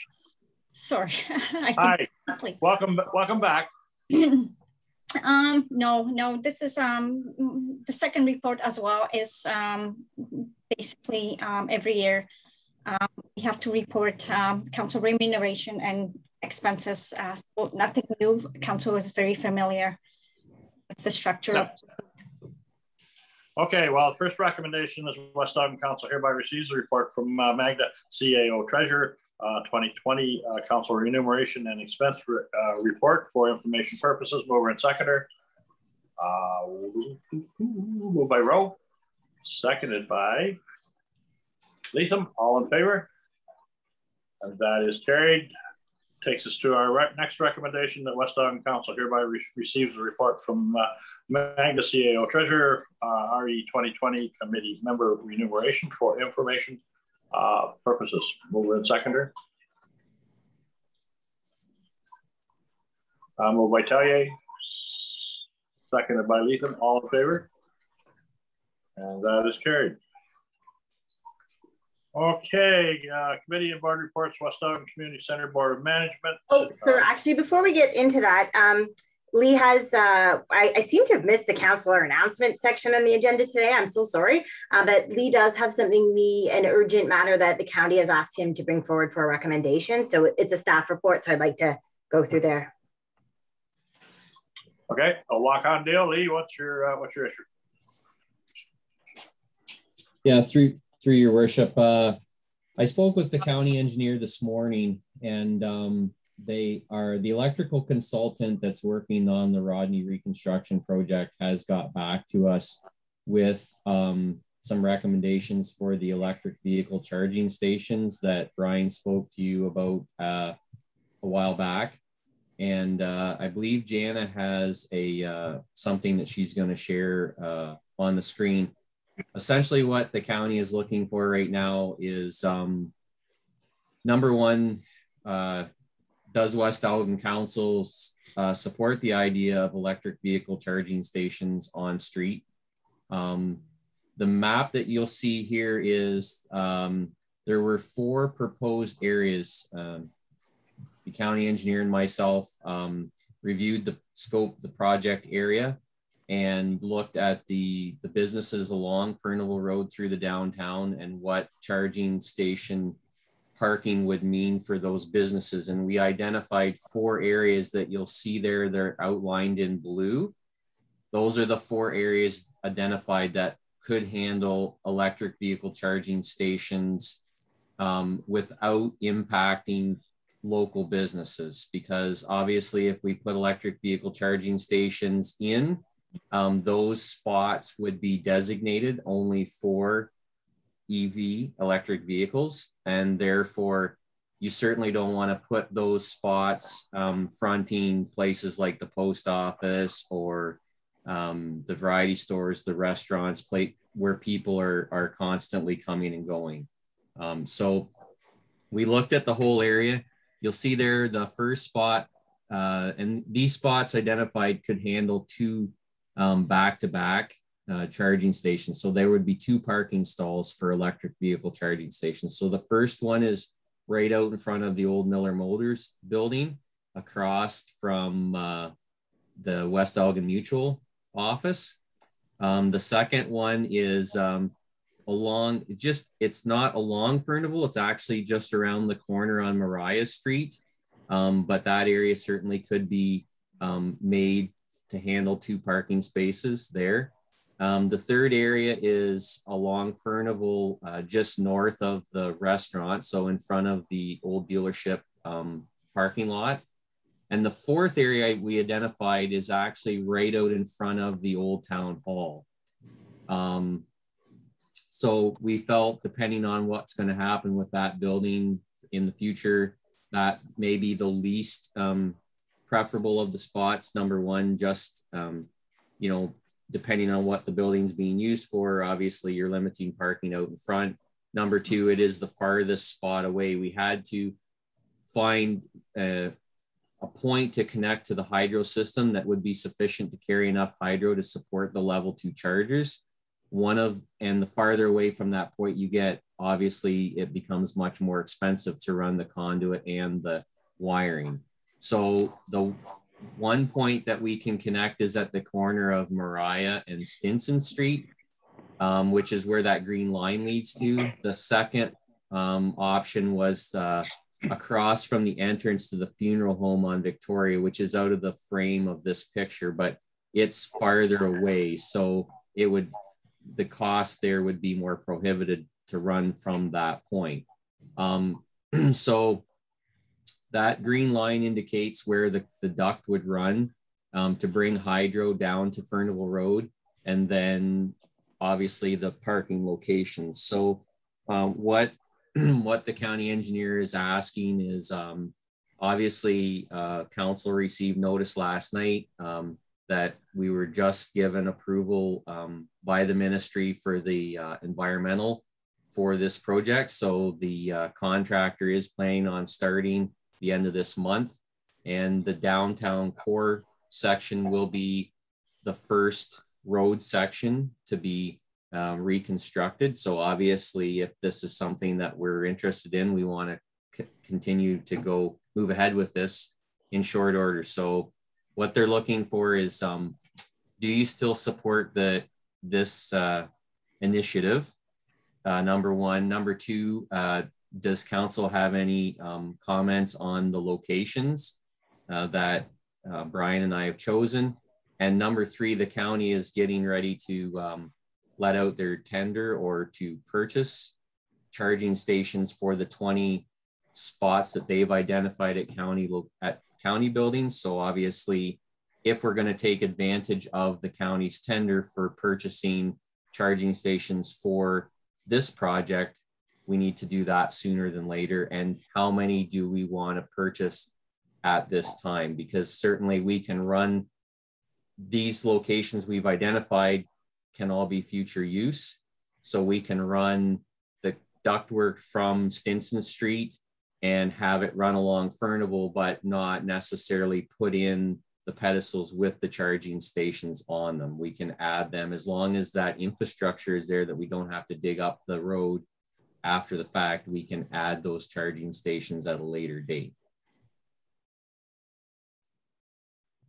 Okay, well, it's always been my vision that as we reconstruct a Furnival Road, that I don't think there's any question in the fact that electric vehicles are going to be coming, and they're coming in the future. Whether we need to provide actual chargers at this point in time, I think that we would be well advised to look at least putting the substructure in place to be able to do that when demand is there. It's the last thing. People do not appreciate the fact that you just spent their tax money and 2 or 3 years later you're digging it up. So the price of conduit's very, very, very reasonable, and if we can put that in place prior to finishing downtown, then we know that if demand comes, we're going to be in a position to be able to accommodate people. Anybody got any else comments? Bonnie? I understood through the chair from our discussion with the county engineer that there would be the funds available now to purchase those plugs and install them. Was I incorrect in that? Currently, there is grant money to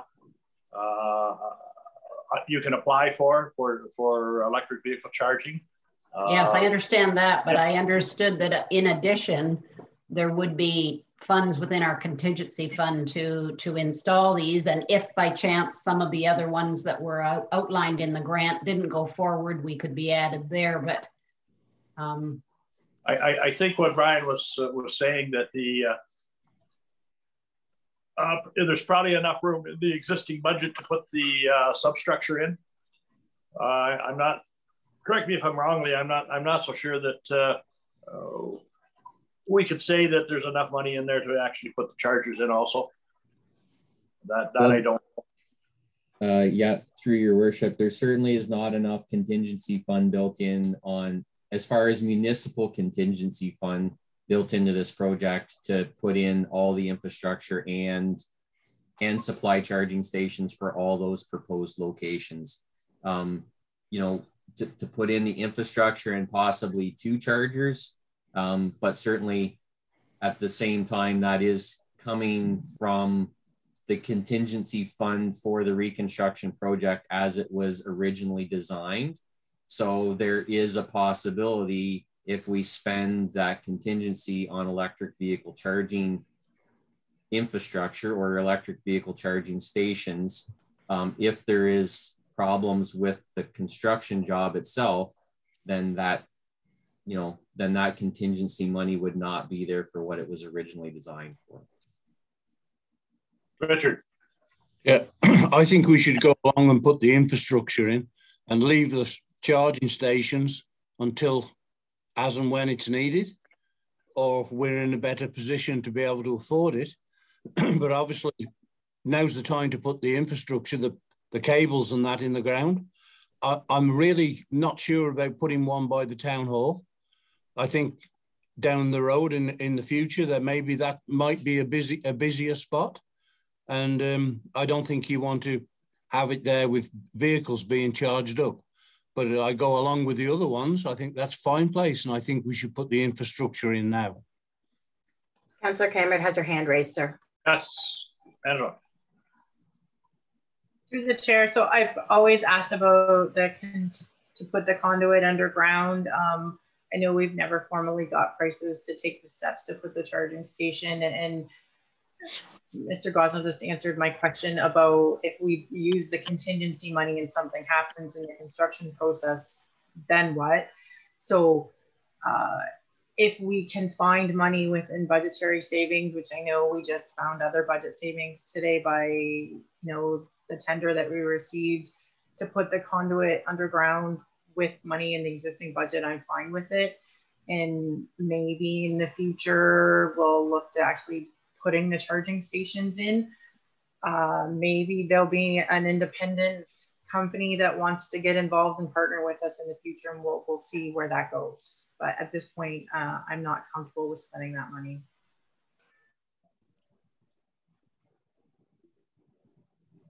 You're muted, Duncan. You're muted through the chair. Yeah. I don't know how you got muted, Dunk, sir. Councillor Tallier also had her hand up. Okay. Go ahead, Tressa. I lowered it because Councillor Cameron said exact the words that I was going to say. So it was verbatim. So I lowered my hand. Question I have for Lee. I think the main focal point is to make sure that the conduit is underneath the reconstruction on Furnival Road. Is there any requirement that we need to do the conduit from Furnival Road up to Stinson Street at this time? That will be a question that we will have to take back to OUES, which is the electrical contractor on this project. I think through your worship, from what I'm hearing from council, you are supportive of the electric vehicle charging station initiative. And if the money can be found to put in the infrastructure now, which I do feel is a good idea. Obviously no one's going to want to see a brand new road or downtown dug up 5 years from now to put that in at that time. So if it suits you, I can come back to our next council meeting with a brief report. Hopefully we can get some pricing together. A, do we need to put all of the conduit in right now, or can we just do what's in the constructed area? And B, have an approximate idea of what that would cost just for the conduit. And maybe we can advise the county at this time that we'll hold off on joining their tender for the purchase of the actual charging stations. Councillor Cameron has her hand raised, sir. Yes, Angela. Oh, sorry, Teresa. Teresa. Yeah. Through the chair, just thinking out loud, I know that when you look at them at Wellington and the 401 there for their charging stations, they have advertising on them for companies that make electric vehicles. I don't know if our little wee town, they'd be interested or not, but it's an option. We've been told no before, I'm sure I have. And we could go and just ask some of these stations in the future, some of these businesses in the future that produce the electric vehicles, would they want to sponsor one? Would they want to sponsor two? And at least the conduit's there. So just something to think about in the future, that maybe we can look at that. And I think that's the operative clause. As long as we have the capacity to do this without disrupting any of the work that we've done, we have time. We're not under a great demand right now, but as we go forward, we have time to come up with a lot of those, innovative solutions that you just talked about, Tressa. So everybody comfortable with Lee, doing a bit more investigation, because I think it's kind of a timely situation that we have to let the county know what our direction is. Mm-hmm. Everybody comfortable with me getting us more information? Yeah, I think it's a good idea. Okay, Lee, why don't you proceed with that? Very good. Okay. I guess next item up is the accounts. Actually, so we're on the board, the committee and board reports now. Yep, we are. West Elgin Community Health, West Elgin Community Center Board. We had an arena board meeting. I guess this is just the. Yeah, we didn't have any updated approved minutes, so that's why. Because your meeting was, we already seen the other approved minutes, and the minutes you approved at the meeting, I couldn't put on yet. Okay, well, things are operating. I think to certainly to the board's satisfaction, and I think that staff are doing a good job. Opening up to a orange sector certainly has relieved a lot of the pressure that would possibly Lee and Emily have been under, and some members of council. I think that our ice is staying until the end of the month. Then we'll see where COVID takes us after that. You got anything to add to that, Lee? No, I don't think I have anything, Mr. Mayor. I think that's a fair assessment of our meeting. Anybody have any concerns from the community regarding community center board? Okay, seeing on. Next item, housing stability coalition. Trust. You have the minutes there. Yeah, the minutes speak for themselves. I was unable to make it, but the minutes are there, and they've already been approved at our meeting last week. We've had a meeting since then, but yeah, nothing really to report. All the information's there. I only have, you know,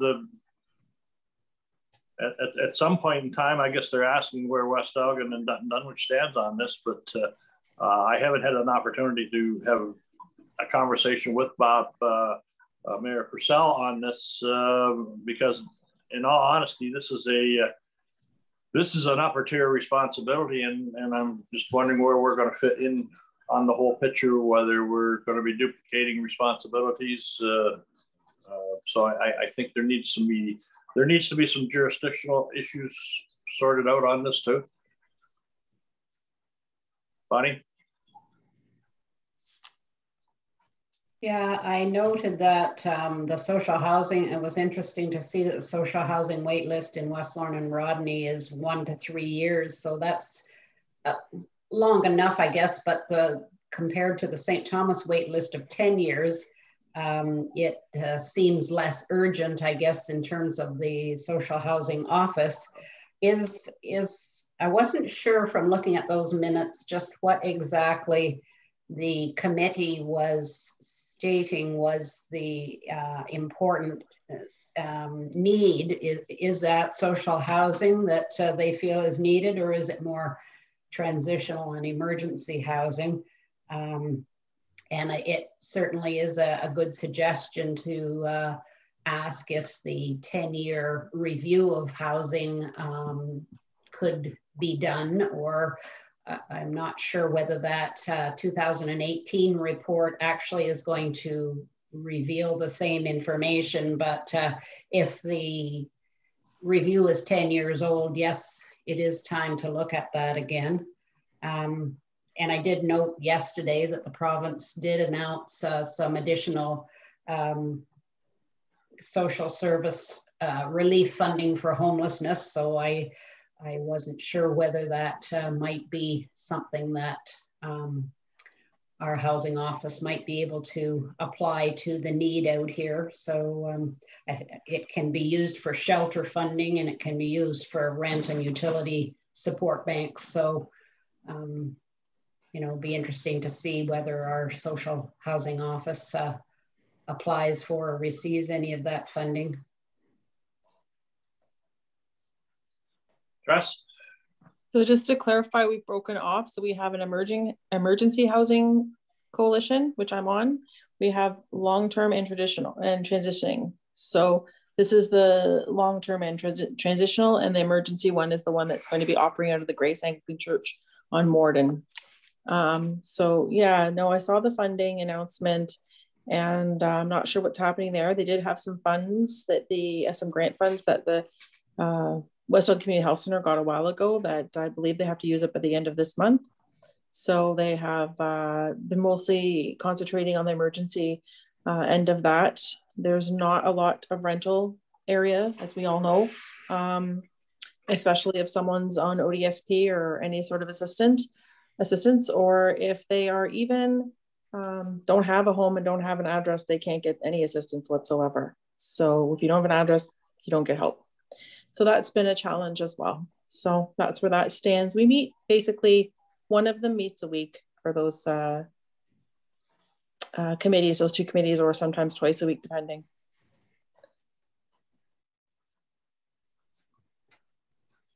So if I could ask a, sorry.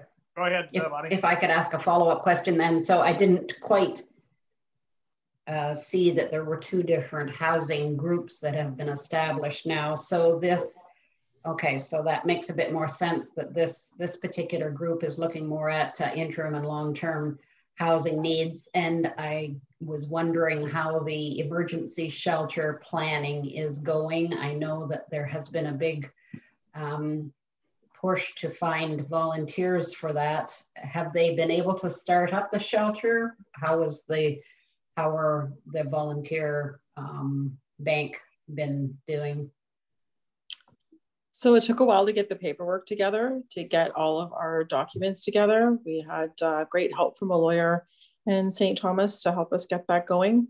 So it hasn't started up yet. They're hoping soon.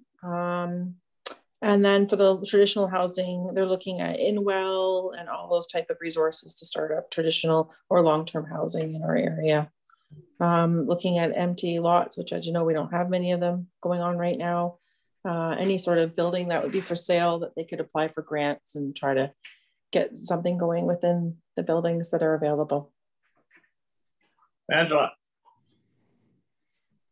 I noticed that they made reference to tiny homes. I know, and this was like a couple of years ago, we passed some kind of a bylaw in regards to tiny homes. Has anyone from the coalition spoken to Jackie about that? You know, and the allowable usage within West Elgin with tiny homes? I mean, I think it's a good concept. I just want to make sure that, you know, we can do that here.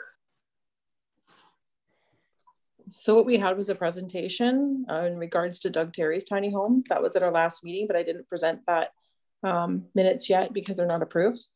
So yeah, we had a presentation in regards to that. Lots of great ideas, accessibility, scooter charging stations, different things like that. No, it was talk and presentation to educate us all about what they're doing in the St. Thomas area and how their project's going. And once it's up and running, we would look at it and then go from there to see if it's even something feasible for our area. Great, thank you. So I guess out of that coalition, there has not been any specific request of West Elgin for anything just yet?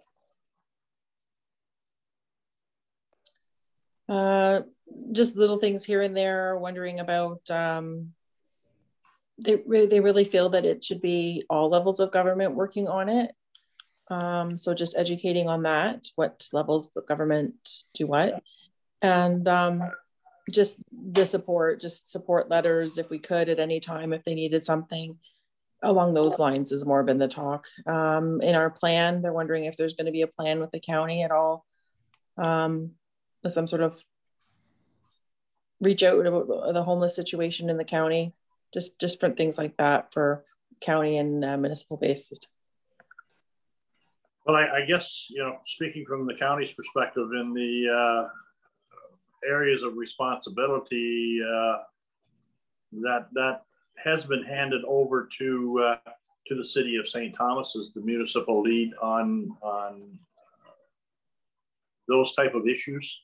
So there is 3 levels of government already existing, looking into it, being the federal, provincial, and through social services out of the city of St. Thomas. So you know, that is already in place, and I think that at some point in time, do we make the decision whether we put the 4th level of involvement with individual municipalities being involved.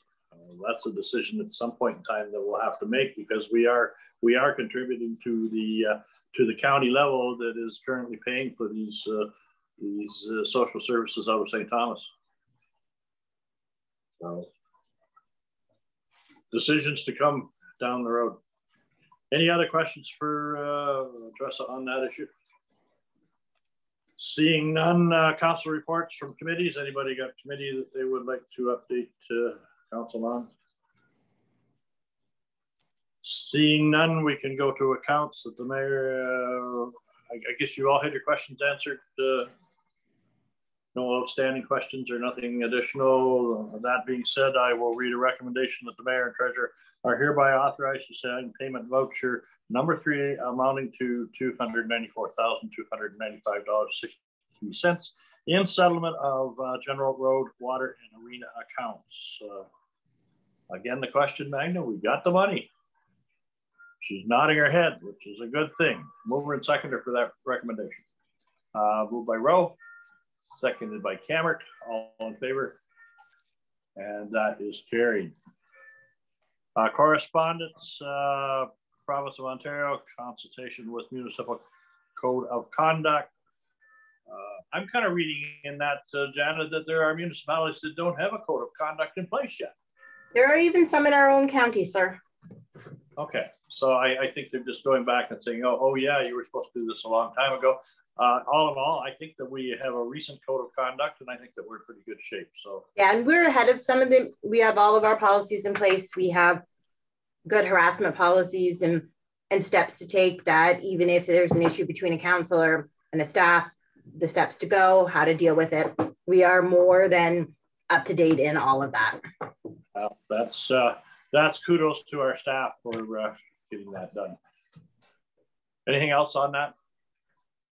There may be some small tweaks, but I don't think there'll be much. Elgin County budget, I guess everybody has received and gone over that, Bonnie. I was just surprised that the West Elgin and Dutton Dunwich landfills were exempt, and perhaps other landfills weren't. How did that all evolve? Okay, you'll have to expand on that. Exempt from taxation, I think. Oh, I'm not sure that there are any more landfills in Elgin County. No. No, I don't. Southwood, they haven't had one for a long time. I don't believe Central Elgin has one. No. Dutton or Malahide nor Bayham. I don't think any of them. I think we're the only two left that have a municipal landfill. I believe so. Isn't that correct, Lee? I think everybody else uses Green Lane. Yes, I believe the rest of the county uses Green Lane. Any other questions on the budget? Okay. City of Sarnia color-coded capacity limits. What's your thoughts on that? This kind of makes a little bit of sense to me, depending on where we end up going in the next little while. They keep telling us that a third wave could be possibly coming, and I don't know. Angela? So through the chair, being with the fact that they just put Sudbury back into gray after changing everything, it might be worthwhile considering supporting this, because this is hard on business owners that, you know, 1 minute they're in yellow and restaurants are stocking their freezers, and in the blink of an eye, you go into gray. It's just something to consider. Yeah. So are you making a motion to support this then? I would like to. Okay, do we have a seconder to support this resolution? Move seconded by Leatham. Any more discussion on it? All in favor? And that is carried. Cannabis enforcement, what's your pleasure there? Councilor Rowe? Yeah, I tried to remind myself, I thought we had sent a similar support letter in the past, but I went back to November and couldn't find it. So I would support this letter. I think it explains some of the issues that we have had and will likely have. So I would support this letter. Okay, a motion to support. Do I have a seconder for support?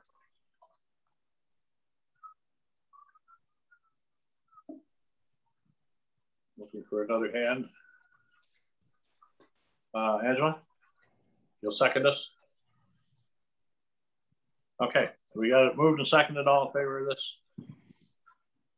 And it's carried. I guess we have dealt with the next one. Do I have a mover? We never had a resolution. Do you want a resolution to support this? You just said you were going to support it. Whatever. Talk about it. Or you talked about it anyway.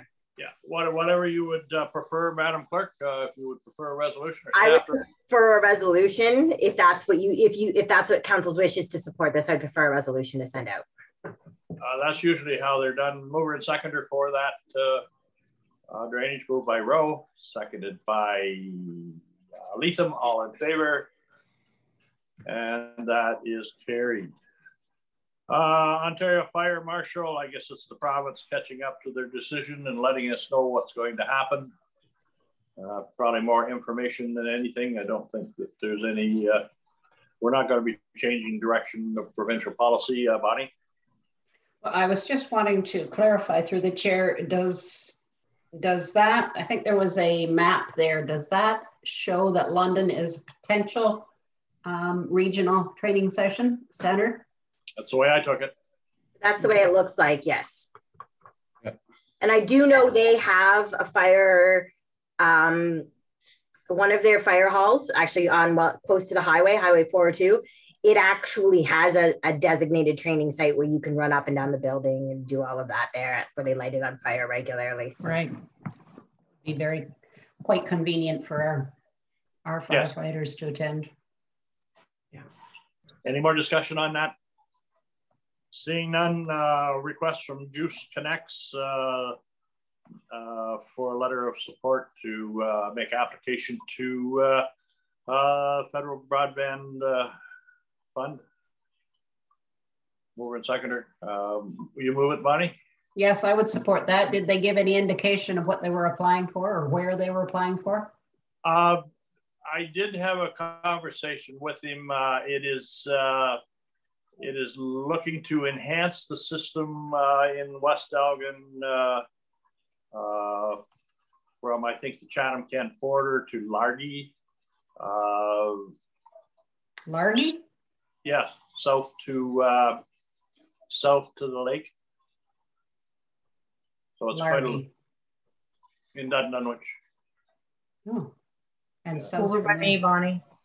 Yeah, I know where it is. It just seemed like it was right past our municipality, but yeah, I think that that's the initial plan. I have not seen anything specific on a map or anything like that, but that was just the general conversation that in his plan he's looking at going that far. So either way, I support it. Yeah, seconder for that. Leeson. All in favor?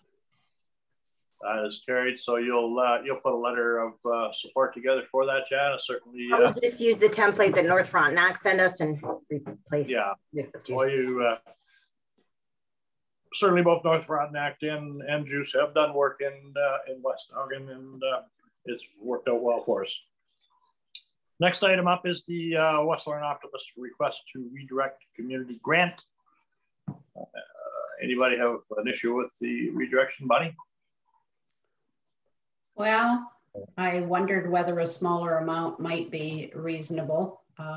It is a donation to a charity directly kind of thing, as opposed to supporting an activity within the community. So I guess my thought was— they'll still support the 500, the submitted expenses.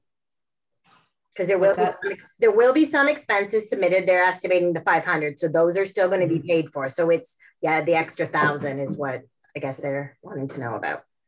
No, it's 1,500 extra, wasn't it? Nope, it was an extra 1,000. So they're looking at unless they also wanted the redirection of the car money, the money for the car show. Because they got 2,000 total, 500 of it was for the car show, and up to $1,500 in expenses to be paid for the road race. It doesn't mention anything about the car show. No, so I would talks about the road race. The $1,000. So this is a request to redirect $1,000 towards the charity.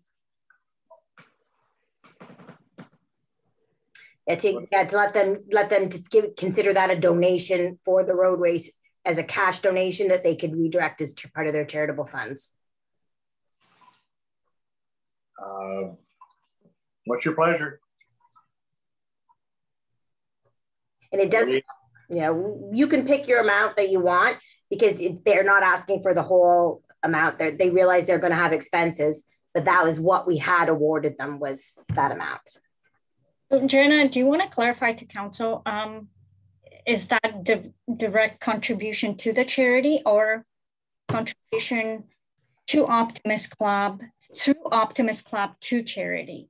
I believe the way this letter reads to me, we are giving the donation to the Optimus Club as they're asking for donations for the road race, and whatever money they collect as donations, even people who sign up, they then will redistribute those money amongst the 3 in the Optimus name, amongst the 3 charities.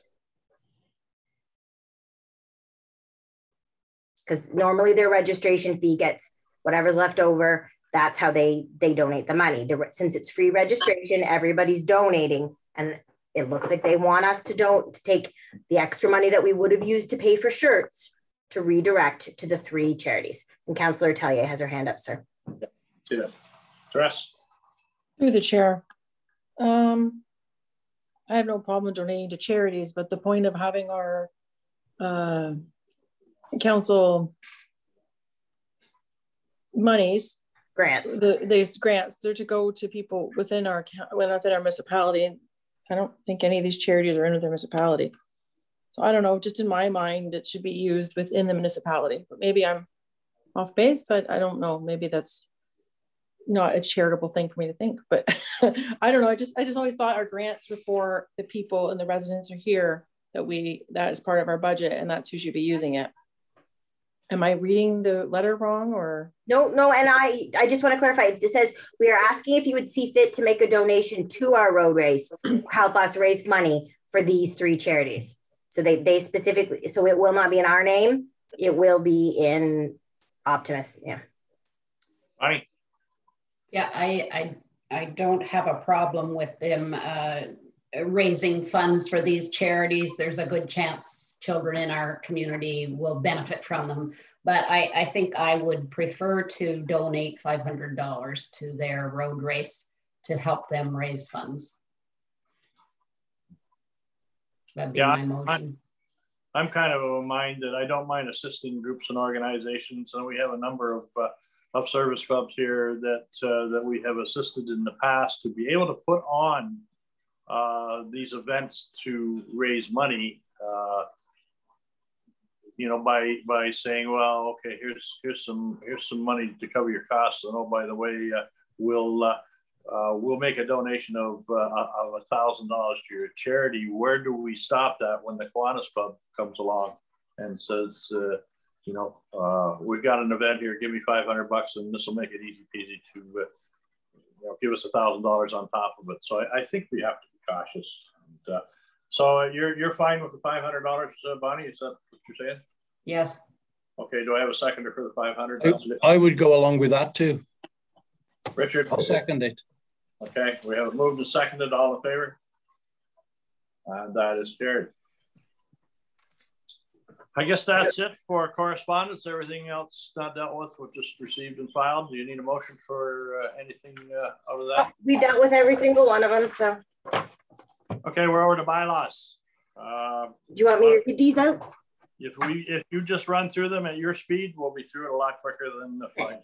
So bylaw 2021-16, that bylaw 2021-16 being a bylaw to authorize the execution of an agreement with between Her Majesty the Queen, Right in Ontario, and the Corporation of the Municipality of West Elgin for the Investing in Canada Infrastructure Program, Greenstream, be read a first, second, and third and final time.